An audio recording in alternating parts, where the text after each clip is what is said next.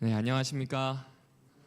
네, 우리 앞에는 지금 엄청 바쁩니다. 오늘 오후 1시부터 정확히는 지난 일요일부터 총회 준비로 한국 36을 왔다 갔다 하는 전도사, 목사, 평신도 사역자들이 엄청 많습니다. 아마 지금은 이제 중계팀이 남아서 마지막으로 준비하고 있을 텐데 내일 9시 반부터 기대하기는 6시 전까지 끝나기를 바라면서 준비를 하고 있거든요. 모든 과정이 하나님의 은혜와 평화 안에서 잘 진행될 수 있도록 기도해 주시면 감사하겠습니다. 오늘은 제가 계속 보내드리고 있었던 말씀 묵상했던 내용들 중에 오늘 본문입니다. 여호수아기 5장 13절부터 6장 7절에 있는 이 본문을 가지고 나의 응원군 찾기를 멈추세요라는 제목으로 말씀을 나눠보려고 합니다. 오늘 두 절을 먼저 읽고 시작을 해보겠습니다. 여호수아기 5장 13절부터 14절이고요. 앞에 나와 있는 본문은 세번역입니다. 세번역 본문으로 제가 천천히 읽어드릴 텐데 가지고 계신 책들이 웬만하면 지금 개역 개정일 겁니다. 대조하면서 이렇게 다르구나 한번 확인해 보셔도 좋을 것 같습니다. 여호수아기 5장 13절부터 14절입니다. 제가 읽어드리겠습니다. 여호수아가 여리고를 가까이 갔을 때 눈을 들어서 보니 어떤 사람이 손에 칼을 빼들고 자기 앞에 서 있었다. 여호수아가 그에게 다가가서 물었다. 너는 우리 편이냐 우리의 원수 편이냐? 그가 대답하였다. 아니다. 나는 주님의 군 사령관으로 여기에 왔다. 그러자 여호수아는 얼굴을 땅에 대고 절을 한 다음에 그에게 물었다. 사령관님께서 이 부하에게 무슨 말씀을 하시렵니까? 여리고 전쟁이 있기 전에 여호수아의 군대 장관이라고 되어 있을 겁니다. 그리고 여호와의 군대 장관이라고 되어 있을 겁니다. 이 군대 장관과 여호수아의 조우를 그리고 있는 장면입니다. 사실 이 부분은 이제 여리고 전쟁의 서막을 알리는 내용입니다. 13절에서도 나오는 것처럼 여리고성 거의 근처에 갔을 때 있었던 이제 막 전쟁이 임박했을 때 있었던 일을 이야기해주고 있습니다. 그런데 좀 특이한 점이 있는데 거의 여리고성에 가 닿을 만큼 진지를 구축하고 있으니까 이 칼을 빼어들고 서 있는 비범한 사람이 눈에 보이는 겁니다. 그래서 여호수아는 이 사람이 적인지 아군인지 구분을 할 수 없어서 이 본문에 보시는 것처럼 우리 편이가 남의 편이가 이렇게 물어본 겁니다. 물어봤는데 이분의 대답이 참 재밌습니다. 뭐라고 이야기해요? 아니다입니다. 아니다. 아니다라는 건 언제 하는 말이에요? 부정할 때 하는 거죠. 대부분 이냐 아니냐 하고 했을 때 아니라고 하는 건 둘 다 아니야 라고 하면서 뭔가 바로잡을 때 쓰는 말입니다. 그렇죠? 적군도 아니고 아군도 아니에요. 그럼 도대체 뭐냐 그랬더니 주님의 군 사령관이라고 대답을 합니다. 그제서야 여호수아는 어떻게 해요? 얼굴을 땅에 대고 엎드려서 경배를 표하고 절을 하고 부복을 하는 모습입니다. 근데 제가 지금 여기에서 좀 여러분과 함께 좀 잘 봤으면 좋겠다 싶은 단어가 부하입니다. 뭐라고요? 쉽게 얘기하면 중대장이 있고 제가 병사면 지금 이분의 부하가 누구예요? 저예요. 제가 이분의 중대장을 모시고 있으므로 저는 부하예요. 근데 지금 생판 처음 보는 사람이잖아요. 심지어 적인지 아군인지도 구별이 안 가요. 그런데 갑자기 여호와의 군 사령관, 주님의 군 사령관이라고 얘기하니까 뭐라고 이야기해요? 저는 부하입니다라는 이야기를 합니다. 이게 무슨 이야기인지 이해되시나요? 그러니까 지금 대부분의 이해는 이렇습니다. 여호수아가 모세로부터 모든 권한과 모든 해야 할 일들을 위임받아서 가나안 정복에 나섰습니다. 그래서 이 전쟁은 누구의 전쟁처럼 자칫 보이기 쉽냐면 여호수아의 전쟁처럼 보이기가 쉬워요. 그런데 갑자기 지금 여호수아가 나는 누구라고 표현해요? 주님의 군 사령관의 부하라는 표현을 해요. 그러니까 주님의 군 사령관이 나타난 이유는 여호수아의 전쟁을 돕는 지원군으로 나타난 게 아니라 여호수아에게 명령을 내리는 지휘관으로 나타난 겁니다. 그러니까 이 전쟁은 누구의 전쟁이에요? 여호수아의 전쟁이에요? 여호와의 전쟁이에요? 그렇죠. 그 이야기를 하는 겁니다.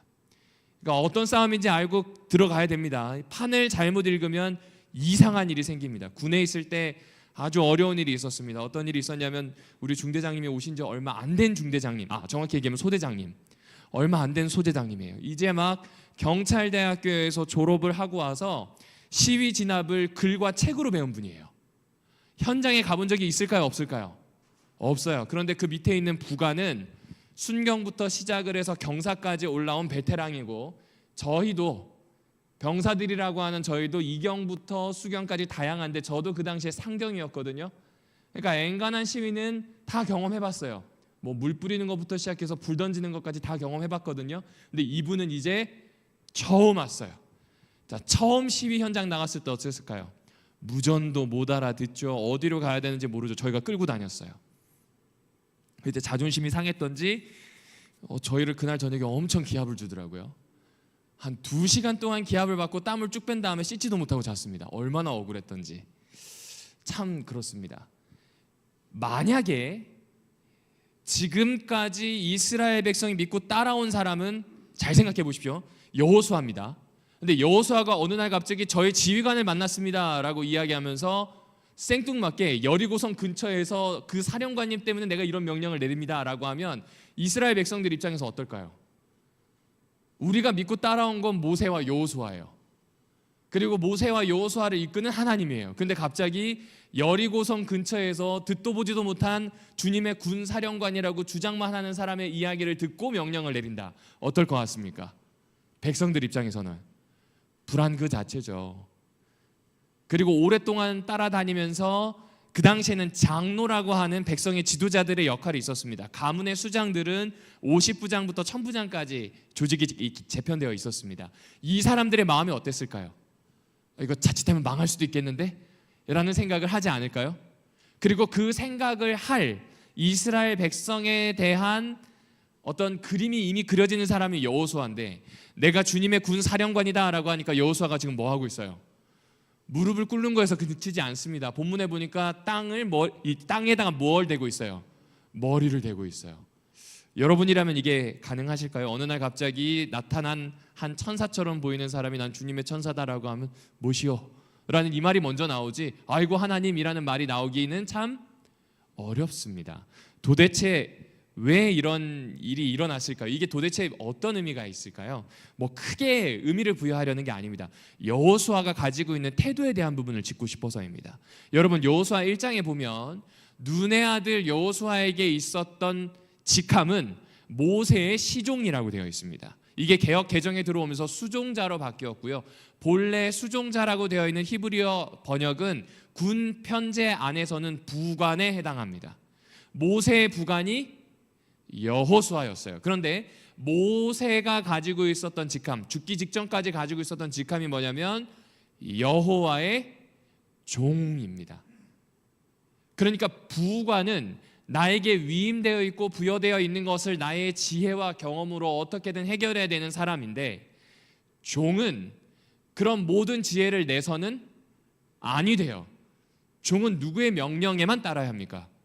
주인의 명령에만 따라야 돼요. 입장이 달라요. 모세는 처음부터 끝까지 여호와의 명령을 쫓아야만 하는 종이고, 여호수아는 지금까지 모세에게 위임받았던 것들을 가지고 어떤 방식으로든지 자기의 지혜와 경험으로 해결하던 자율성이 부여되어 있었던 부관이에요.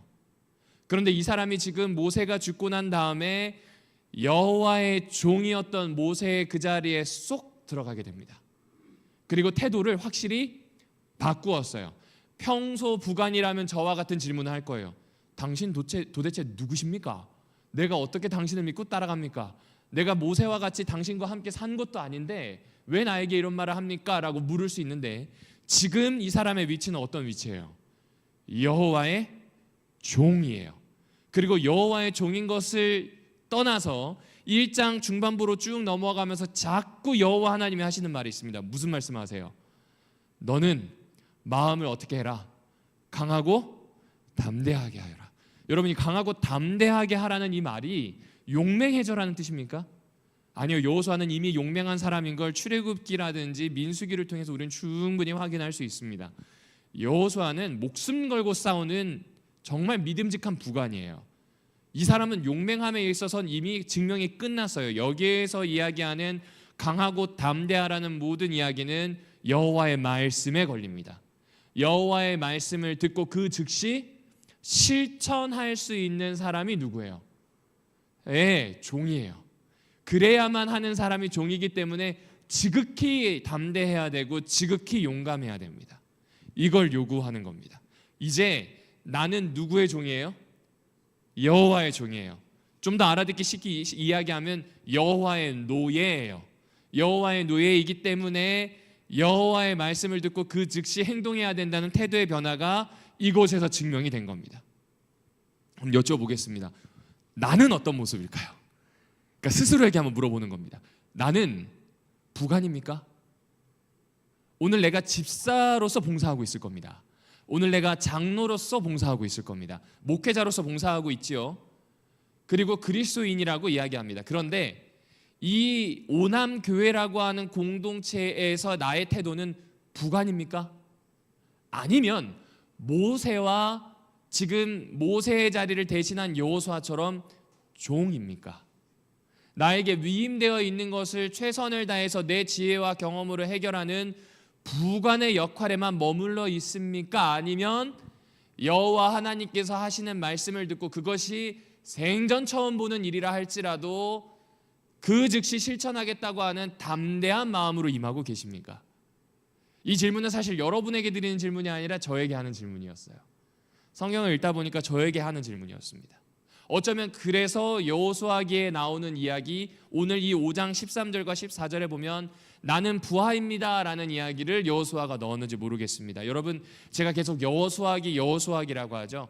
세번역 성경에서는 여호수아서를 여호수아기라고 되어 있습니다. 여기서 조금 더 설명을 드리면 성경에는 각각에 있는 이 각권 성경에 이름이 붙여져 있죠. 창세기입니다. 출애굽기입니다. 이렇게 뭐가 딱딱 떨어지는 것들은 뒤에 뭘 안 붙입니다. 그런데 요한복음은 요한복음이라고 하는 어떠한 뭔가를 이야기합니다. 그래서 대부분 책 이름을 부를 때는 요한복음서라고 부릅니다. 그리고 잘 알고 계시는 것처럼 선지자들의 이야기가 적혀있는 선지서는 이사야라고 읽지 않고 책으로 읽을 때는 이사야서라고 구별합니다.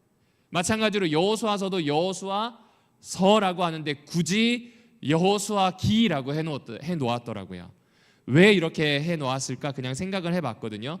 여호수아서에서는 이제 하나님께서 직접 이스라엘의 전사가 되셔서 이스라엘을 대신하는 대전사가 되셔서 가나안 원주민들과 싸우실 겁니다. 그들을 격퇴하고 자기 백성에게 은혜로 약속하신 땅을 하사하실 거예요. 따라서 이건 누구의 전쟁이에요? 여호와의 전쟁기예요. 그런데 여호와의 전쟁기인데 여호와의 수족, 여호와의 종으로 움직이는 여호수아의 이야기가 반드시 빠질 수가 없어요. 사실은 여호수아기라고 쓰지만 여호와 전쟁기라고 읽어야 돼요. 그런데 거기에서 빠질 수 없는 게 누구예요? 수족처럼 말씀하시면 그대로 듣고 움직였던 여호수아기를 우리에게 지금 들려주고 계신 거예요. 그렇습니다. 이 이야기를 들으니까 저기다가 최선우기라고 쓰면 좋겠다고 생각을 했어요. 선우기, 그렇죠? 그냥 저쪽에 동방을 유람했었던 서유기 이런 책들 말고요. 뭐 동방견문록 이런 책 말고요. 내 인생을 만약에 이름 붙인다면 여호수아기처럼 최선우기, 가문 이름이 좀 뭐하다 싶으면 그냥 울보선우기 뭐 이런 식으로요. 여러분은 어떠십니까? 부관에서 머무시겠습니까? 아니면 여호와의 종의 자리로 나아가 보시겠습니까? 이 질문에 선뜻 대답하지 마시고요. 오늘 기도의 자리로 시작하여서 25년 내내 함께 좀 붙들고 있었으면 하는 질문입니다. 나는 부관인가? 나는 종인가? 종은 자유가 없습니다. 소유도 없고 자존심도 없습니다. 주인이 시킨 명령을 위해서라면 뭐든지 할 수 있습니다. 종은 단 한 가지를 참지 않습니다. 자기를 보낸 주인을 모욕했을 때만 참지 않습니다. 만약 주인이 참으라고 하면 그것도 감당하고 수욕을 당합니다. 그런데 그렇게 생각해 보니까 저는 종은 아닌 것 같아요. 그렇죠? 고민해야 될 부분이 있는 것 같습니다. 우리의 여정이 여호수아기로 기록되는 축복이 저와 여러분에게 있기를 바랍니다. 그러다가 조금 더 생각을 해보니 이런 생각을 하게 되었어요. 여러분 기도할 때 어떻게 기도하십니까? 저도 이제 기도할 때 한번 제 기도문을 적어보면 처음 기도문은 저는 그냥 늘 이 생각을 하거든요. 초안은 쓰레기라고 생각합니다. 어떤 글이든지. 어쨌든 이게 있어야 쓰긴 하지만 초안을 그대로 쓰는 경우는 없습니다. 그렇죠? 그 초안 기도에 보면요, 뭐 도와달라는 얘기가 그렇게 많고 해달라는 얘기가 그렇게 많은지 모르겠어요. 그거 싹 지우고 다시 바꿉니다. 기도문은 늘 그렇게 되더라고요. 왜 이 말씀을 드리냐면 우리 삶의 지원군으로, 여호수아의 전쟁을 지원하시는 분으로 우리는 대부분 하나님을 이해하는데, 오늘 본문을 방금과 같이 해석해서 이해한다면 우리가 하나님의 군대에 소속된 전사인지, 우리가 여호와의 군사령관을 모시는 부하인지 명확히 먼저 따져봐야 합니다. 기도가 바뀌겠죠. 내 전쟁이니까 하나님께서 도와주시고 해달라는 기도는 죄송하지만 멀리 하셔야 됩니다. 그 그리스도인 기도 아니에요. 자기개발적인 세상의 기도와 진배 없습니다. 사실상 정말 해야 되는 기도는 어떤 기도냐면 내가 여호와께 소속되어 있는지, 그리고 더 중요한 건 여호와의 뜻이, 지금 어쨌든 기도하는 사람은 나 혼자잖아요.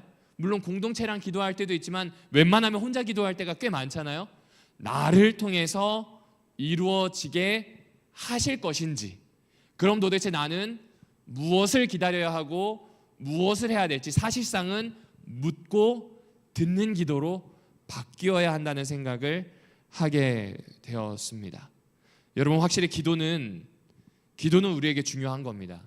그리고 그 기도는 살면서 바뀔 수밖에 없습니다. 이 기도가 틀렸으니까 하지 말라는 게 아니라 사실상 무언가를 구하는 기도도 필요하지만 그 기도에만 머무는 게 문제입니다.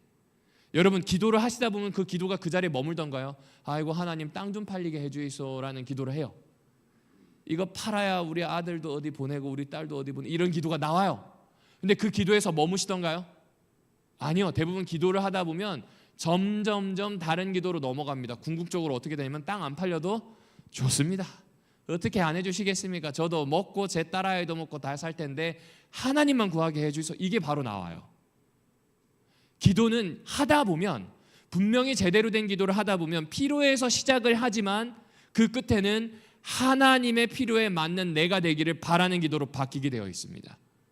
여호수아는 지금 그 이야기를 우리에게 해주는 것 같습니다. 따라서 기도의 본질은 하나님을 어떻게든 긁어가지고 이 땅으로 끌어내리는 게 아니에요. 여러분 잘 생각해 보세요. 창세기 11장의 바벨탑 내용을 생각해 보십시오.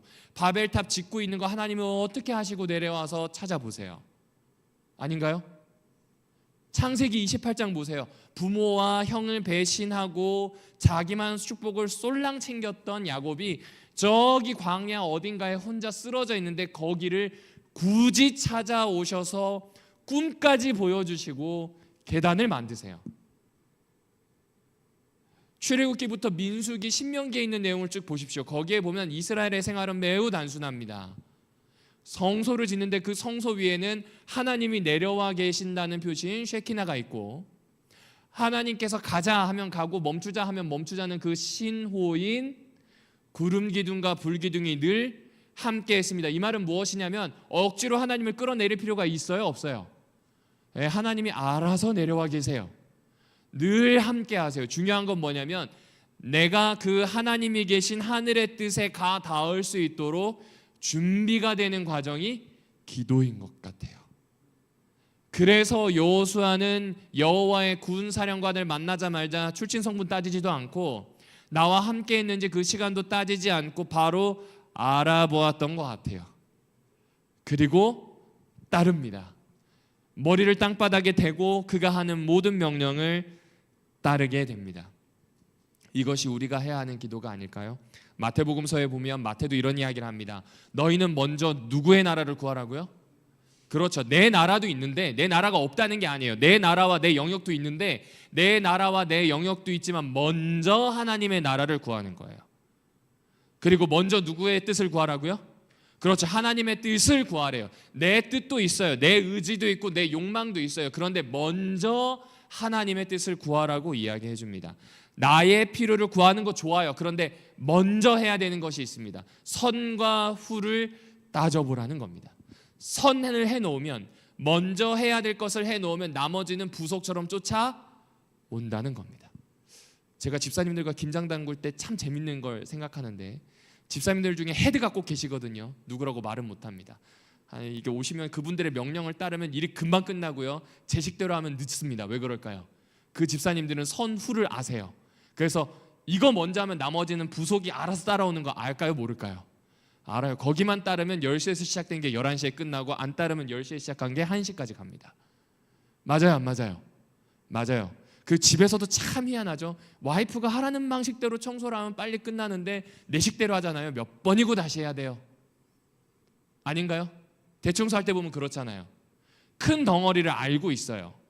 내 인생의 큰 덩어리도 하나님이 아셔요. 가장 큰 덩어리는 눈에 보이지 않는 하나님을 먼저 구하는 거예요. 그게 되면 나머지 부속은 눈에 보이는 것들은 쫓아온다는 거예요. 그 이야기를 우리에게 지금 들려주시는 겁니다. 그래서 오늘 이 말씀을 계속 반복드릴 것 같은데 우리의 기도가 이렇게 바뀌면 좋겠습니다. 저와 함께 좀 읽어주실까요? 시작. 내가 꾸린 삶에 주님을 모시려 애쓰기보다 주님의 계획에 참여하는 사람으로, 그렇죠, 사실은 사람이 아니라 삶인데 계속 자동완성 때문에 오타가 납니다. 주님의 계획에 참여하는 무엇으로요? 삶을 살게 해달라고 하는 이 기도가 너무나 필요합니다. 여러분, 이 기도가 지금 당장 필요한 것 같습니까? 라고 질문하면 저는 당연히 네라고 이야기합니다. 왜냐하면 지금 우리가 살고 있는 세월이 너무 수상해요. 너무 을신현스럽습니다. 이게 가면 갈수록 불안함이 더 커집니다. 그렇다고 어떤 뭔가를 할 수 있는 것도 사실상 없어요. 이 상황에서 걱정을 끌어안고 내가 뭔가를 해봤자 사실은 다 움켜쥘 수 없는 것을 움켜쥐려는 것과 똑같다는 생각을 합니다. 먼저 해야 할 일은 하나님의 나라와 의를 구하는 것, 그 순서를 기억해야 되는 것 아닌가라는 생각을 해보게 됩니다. 그리고 더 중요한 건 이런 기도를 해라 이런 요구들은 있잖아요. 아무나한테 안 해요. 아무나한테 안 해요. 여러분, 목회자한테 성도들이 요구하시는 게 뭔지를 12년 동안 좀 관찰을 해봤거든요. 목회자가 일 잘하면 좋아하시기는 해요. 근데 결정적일 땐 안 좋아하세요. 인간관계 잘 가지고 살갑잖아요. 좋아하시긴 해요. 근데 결정적일 땐 아니에요. 그 결정적일 때가 언젠가? 영적인 문제가 닥쳤을 때. 제대로 된 말씀이 나오는가? 제대로 된 기도가 나오는가? 그 사람이 정말로 영적인 영향력을 나에게 끼치는가? 근데 그게요, 목회자만 그런 거 아닙니다. 왜냐하면 제가 제 아버지를 보니까 제 부모인 제 아버지와 어머니가 결정적인 순간에 저에게 어떤 영향을 주는지 자식은 바라볼까요? 안 바라볼까요? 바라봐요. 그리고 희한하게 그 등을 보고 쫓아가더라고요. 제가 아버지랑은 안 닮았습니다. 저는 완전히 외탁이에요. 외삼촌과 거의 비슷하게 생겼거든요. 그런데 겉모습은 외삼촌인데 40대의 아버지를 떠올려 보니까 많이 비슷해요. 정말 많이 비슷해요. 하는 행동이든 말이든 가끔 녹음되어 있는 말을 들어보면 아버지 말하는 방식이 그대로 나와요. 그리고 그걸 언제 하냐면 와이프가 놀릴 때 합니다. 이거 옛날 사람들이 쓰는 말인데 너는 왜 하냐, 할아버지냐라고 놀리는데 잘 들어보면 40대였던 저희 아버지가 20-30년 전에 하셨던 이야기를 제가 듣고 그대로 하고 있어요. 그러니까 저에게 영향이 있었다는 거예요. 결정적인 순간에 내가 따라갈 사람이 누구라는 걸 아는 거예요. 아버지라는 걸 알아요. 우리 아빠. 그렇죠? 똑같습니다. 내가 가지고 있는 삶의 모습에서 결정적인 걸 요구할 때가 있다는 겁니다. 그러면 이스라엘에게도 마찬가지입니다. 하나님께서 이스라엘이 결정적일 때 발휘했으면 하는 것이 하나 있는데 제사장 나라로서의 정체성이에요. 그러니까 여호수아에게 나타나서 나는 주님의 군사령관이니 나를 지휘관으로 모셔라. 이제부터 이상한 명령일 수 있지만 이걸 따라라고 이야기합니다. 여러분, 전쟁할 때 제일 중요한 게 뭔지 아십니까? 두 가지입니다. 길과 물건입니다. 길이 잘 뚫려 있고 보급이 잘 되면 전쟁을 오래 할 수 있어요. 그래서 전쟁도 돈 많아야 할 수 있습니다. 병사만 있으면 전쟁 못해요. 금방 끝나요. 보급 물품이 있고 길만 잘 뚫려 있으면 전쟁을 합니다. 그럼 이스라엘 백성에게는 지금 이 두 가지가 매우 어려운 상황이에요. 왜냐하면 이 사람들은 성 안에 있는 사람이 아니라 성 밖에 있어요. 성 밖에 있기 때문에 물건을 어디서 조달해야 되며 어떤 길로 가야 저 두꺼운 성벽을 무너뜨릴지 고민해야 하는 상황입니다. 그런데 여호와께서 하시는 명령이 뭐예요? 제일 먼저 하시는 명령이 신발을 벗으래요. 여러분, 신발을 벗다는 건 뭐 여러 의미가 있을 겁니다. 근데 찾아보니까 한마디로 얘기하면 자기 권리를 포기하는 거예요. 신명기서에 봤더니, 이 신명기서 25장 9절에 봤더니 이 형제가 죽잖아요. 그러면 그 동생이나 혹은 형이나 그 주변에 있는, 만약에 형제가 없으면 사촌들이 형수이건 아니면 제수씨이건 거두어 들여서 그 형의 집이 이어가도록 해야 됩니다. 그게 옛날 방식의 정의입니다. 그런데 그걸 못하겠다 싶으면 뭘 하면 되냐면 신발을 벗어가지고 고스란히 옆에다 두면 돼요. 그러면 이제 나는 그 의무로부터 벗어납니다. 그러나 신명기서에 보면 아주 신랄하게 비판하죠. 신발 벗은 놈의 집. 좋은 말이 아니에요. 망할 놈, 이 뜻이에요. 자기가 해야 되는 걸 포기하는 겁니다. 룻기에도 그대로 나오죠. 보아스보다 룻을 먼저 취해야만 하는 친척이 있었는데 그 친척이 신발을 벗게 되니 보아스가 어떻게 해요? 이제 이 신발을 벗어놓은 걸 봤으니 이제 정당하게 룻을 자신의 아내로 데려옵니다. 그러니까 신발을 벗다는 건 자기의 권리를 포기하는 겁니다. 그러면 지금 여호수아가 신발을 벗었다는 건 뭘 해야 되는 거예요? 전쟁 나가야 되는데 신발이 필요하잖아요. 근데 신발을 벗은 이유는 뭐예요? 내가 가지고 있는 지휘권, 내가 가지고 있는 재량, 내가 가지고 있는 모든 것을 벗어서 이분에게 있다는 걸, 이분에게 모든 책임이 있고 이분에게 나를 좌지우지할 수 있는 힘이 있다는 걸 인정하는 겁니다. 이게 지금 신발을 벗은 겁니다. 그런데 신발을 벗은 존재가 구약에 하나 더 있습니다. 노예들입니다. 노예와 종은 신발 안 신어요. 주인과 자유민들만 신발을 신어요. 이게 고대 근동의 문화더라고요. 그러니까 이제 신발을 벗었다는 내용은 나는 뭐예요? 확실하게 노예 선언한 거예요. 그냥 우리가 느낌적인 느낌으로 1장에서 보았던 여호와의 종이 되었구나라고 하는 추측이 여기에서는 현실이 된 거예요. 누구처럼요? 출애굽기 3장에 나왔던 모세처럼요. 모세가 여호와의 종이라고 불릴 수 있었던 건 출애굽기 3장 11절에 나오는 것처럼 뭐 한 거예요? 신발을 벗었어요. 그러니까 여호수아도 지금 뭐 하고 있어요? 그렇죠. 오늘 기도의 시간이 그 신발을 벗는 시간이면 좋겠습니다. 그리고 완전히 바뀌게 된 위치를 확인하는 최초의 출발점이 되기를 주님의 이름으로 축복합니다.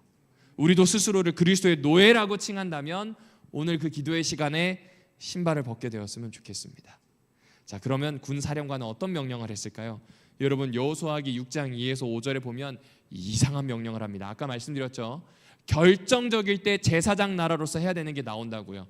전쟁을 하려면 병참이 잘 돼야 되고 무기도 있어야 되고 군인도 있어야 되는데 이 전쟁에서 제일 앞장서는 사람이 누구냐? 제사장 7명. 그 제사장 7명은 양의 뿔로 만든 나팔을 들고 부아부아 불어야 돼요. 나머지는 입을 뻥끗하면 안 돼요. 번호 세는 것도 안 됩니다. 하나 둘 셋 넷 번호 끝 없어요. 입 다 닫고 완전히 입을 딱 조용히 한 다음에 나팔 소리에 맞춰서 행렬이 쭉 돕니다. 여리고를 6일 동안은 한 바퀴씩 돌고요. 하루에 한 바퀴씩. 마지막 7째 날에는 7바퀴를 돌고 나팔을 길게 부아 불면 그때 뭐 해야 돼? 우와 지르면 다 끝난대요, 전쟁이. 이 말이 됩니까? 다시 말씀드릴게요. 일반 군대라면 전쟁에 필요한 모든 능력을 요구하는 게 맞습니다. 근데 지금 이 군대는 어떤 군대예요? 여호와의 군대인데 원래의 정체성은 제사장 나라예요. 제사장 나라이기 때문에 요구하는 게 딱 하나, 여호와가 전사가 되셔서 싸우는 걸 지켜보고 그리고 동시에 여호와가 어떤 전사인지를 드러낼 수만 있으면 돼요. 따라서 이들이 할 수 있는 일은 있어요, 없어요? 없어요. 성벽이 되게 두꺼웠던 모양입니다. 왜냐하면 앞에 보면 라합이 나오잖아요. 라합이 살던 곳이 성벽에 삽니다. 성벽에 집이 있어야 할 만큼 너비가 넓은 성벽이에요. 이거 어떻게 무너뜨려요? 토담을 쌓아도 한참 쌓아야 될 텐데 그걸 쌓을 수도 없어요. 돌기만 하면 넘어뜨리겠대요. 말도 안 되는 이야기죠. 하지만 신발을 벗었습니다. 그래서 여호수아는 뭐 하게 되냐면 백성들에게 가서 알리기도 하지만 먼저 제사장들을 준비시켜서 돌기 시작합니다. 이제 그 이야기는 다음으로 가게 됩니다. 그런데 여기까지는 그냥 목사님의 묵상 아닙니까? 라고 생각할 것 같아서 몇 가지 이 참으로 제사장 나라로서 전쟁을 임하는 게 맞는지 근거를 찾아봤습니다. 여러분, 첫 번째 근거는 문맥에 따라 보시면 돼요. 여호수아 1장 7, 8절에 보게 되면 토라를 묵상해라 라는 말이 나옵니다. 토라를 묵상해라 혹은 여호와의 율법을 묵상해라 라는 말이 나오는데 이게 좀 재밌는 것 같아서 제가 좀 찾아봤습니다. 찾아봤더니 우리가 가지고 있는 성경책은 창세기, 출애굽기, 레위기, 신명기, 여호수아, 사사기록기, 사무엘상하 이렇게 쭉 나가잖아요. 그래서 오경, 예언서, 그 다음에 시편, 성문서 이렇게 나눕니다. 그런데 히브리 성서도 비슷하게 나누는데 타나크라고 부릅니다. 타라고 하는 T는 토라, 모세오경이고요. 나라고 불리는 건 느빔이라고 하는 이 선지서들을 이야기합니다. 크라고 하는 이 크투빔이라고 하는 책은 시편 이런 걸 포함하는 성문서들입니다. 그런데 그 순서가 타나크 할 때 이 모세오경은 창세기부터 신명기까지 순서가 우리랑 똑같아요. 근데 히브리 성경의 예언서는 다릅니다. 원래 우리는 역사서로 봐요. 여호수아부터 시작해서 열왕기를 역사서로 보는데 히브리 성서에서는 그게 전기 예언서에 해당합니다.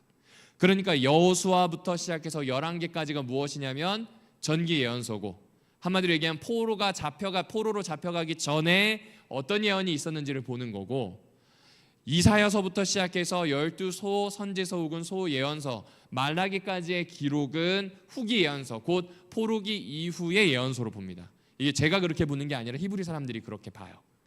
그렇게 보는데 여호수아 1장 7절을 두고 한번 이 위치를 좀 확인해 봤습니다.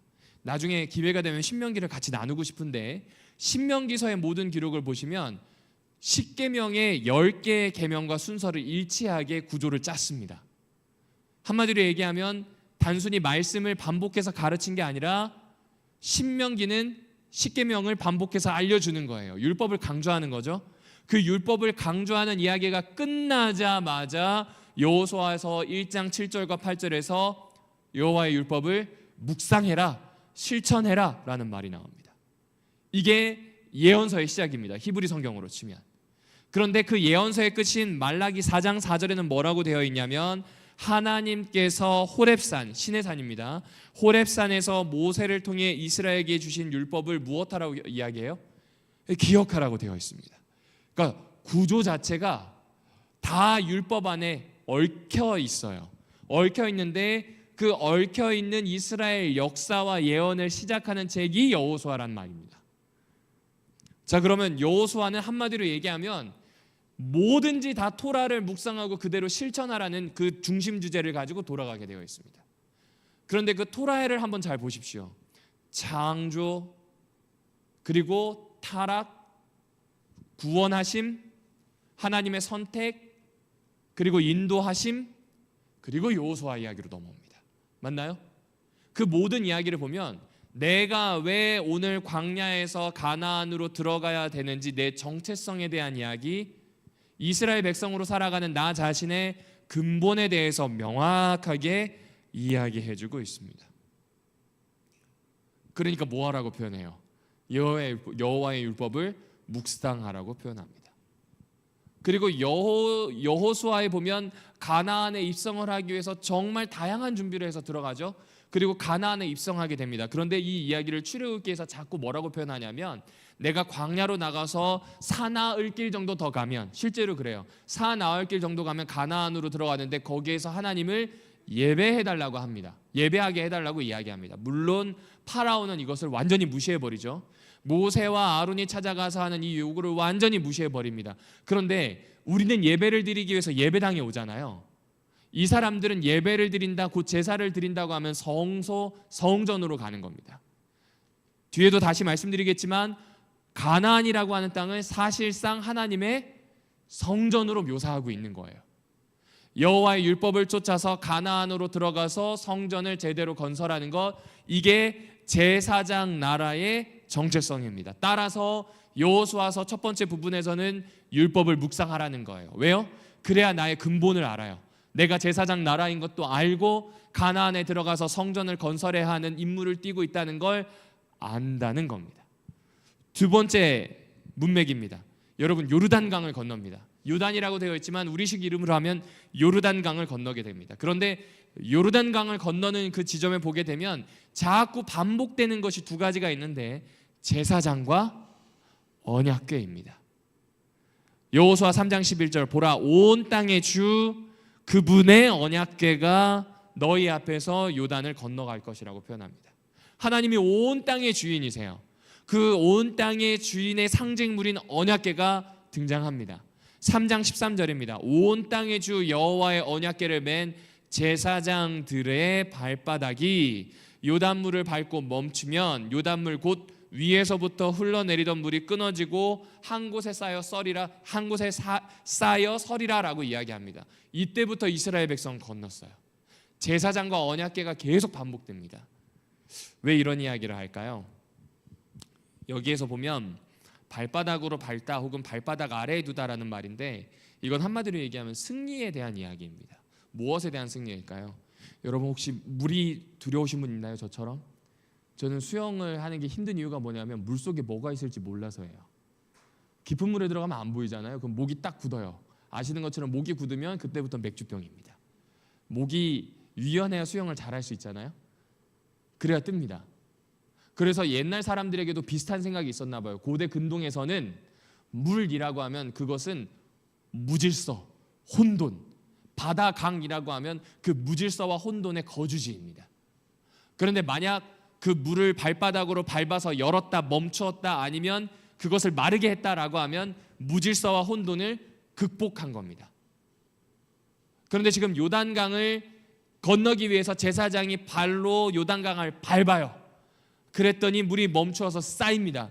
이거는 무질서와 혼돈을 하나님께서 완전히 정복하신 거예요. 온 땅의 주인님이 사방에 드러나게 된 겁니다. 그것 때문에 가나안 사람들은 두려워 떨게 돼요. 왜요?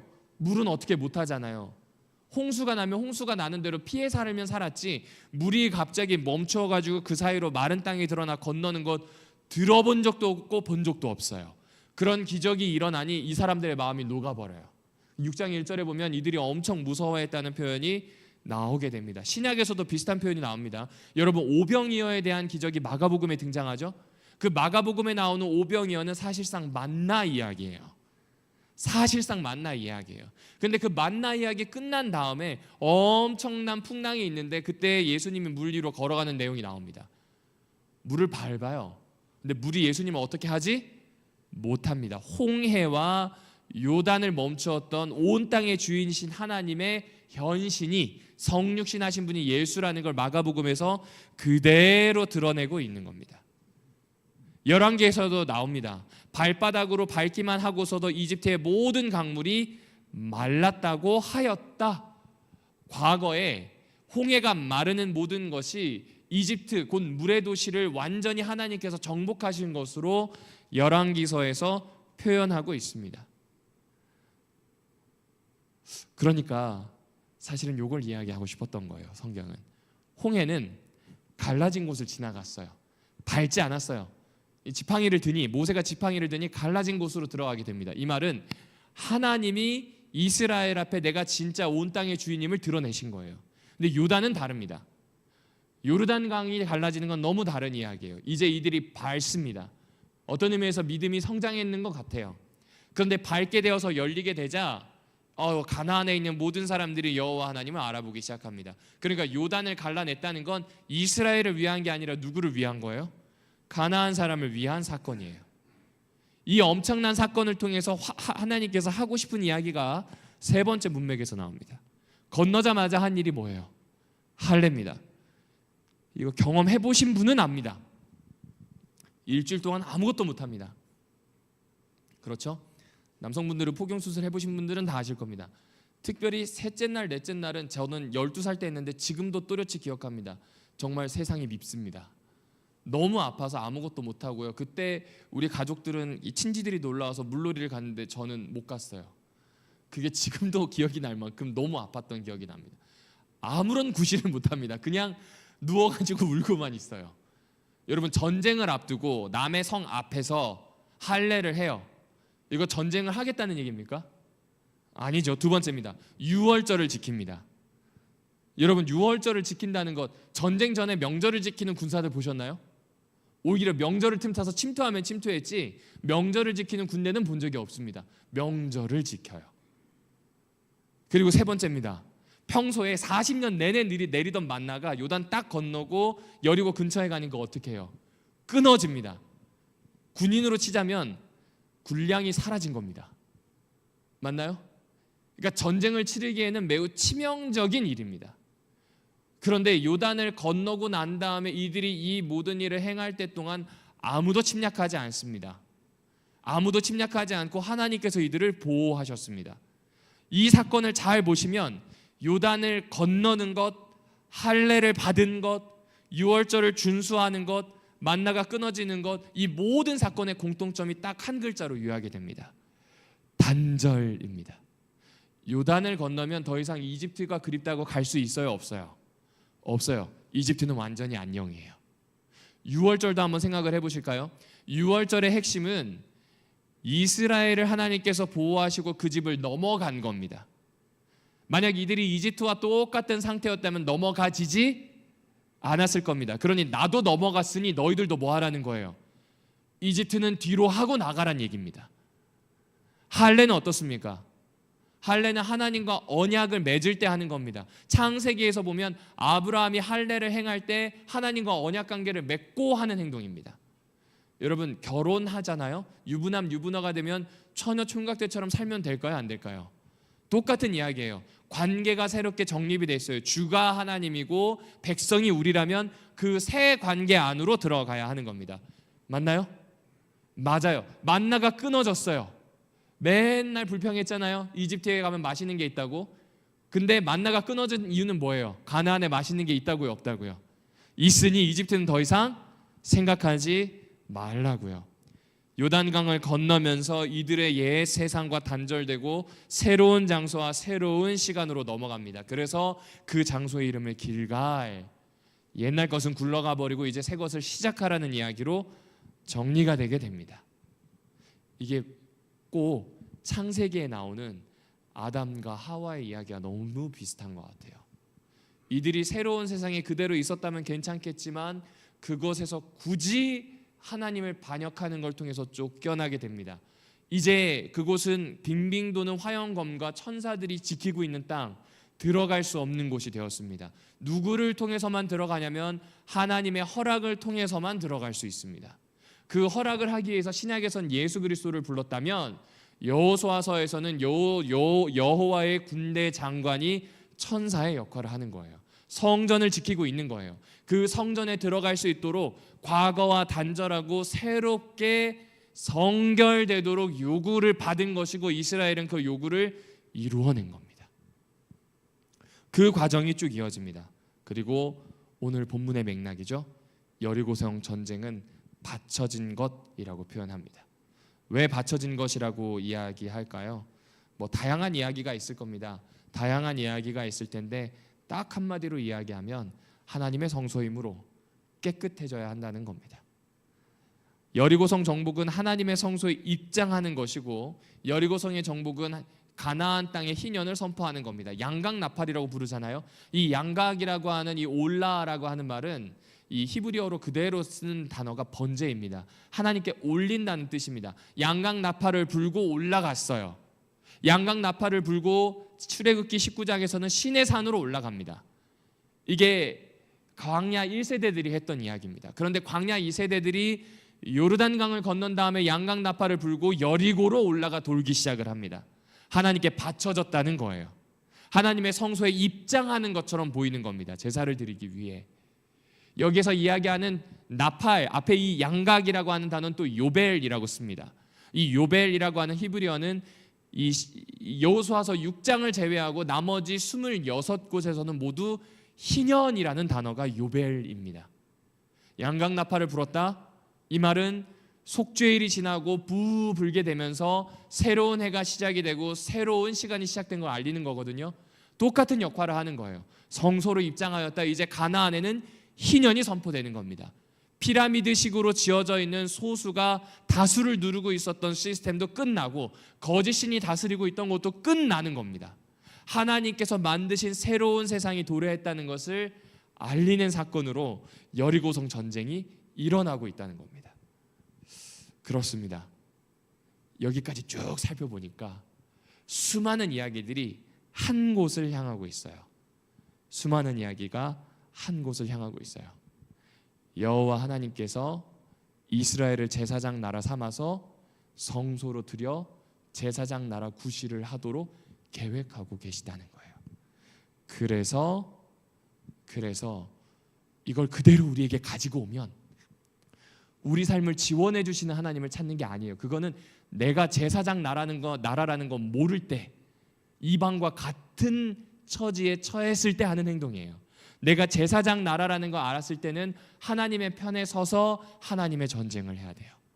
하나님의 편에 서서 하나님의 인도를 쫓아 그분이 준비하신 가나안으로 들어갈 수 있어야 돼요. 그래서 다시 한번 반복합니다. 제가 꾸린 삶에 주님을 모시는 것보다 주님의 계획에 참여하여서 제사장 나라로 살아내는 것이 훨씬 더 중요하다는 이야기가 이 이야기에서 계속 반복되고 있습니다. 사랑하는 오남교회 성도 여러분, 오늘 이 이야기는 한마디로 이야기하면 이런 부분이 아닐까요? 나의 응원군을 찾기를 멈추는 겁니다.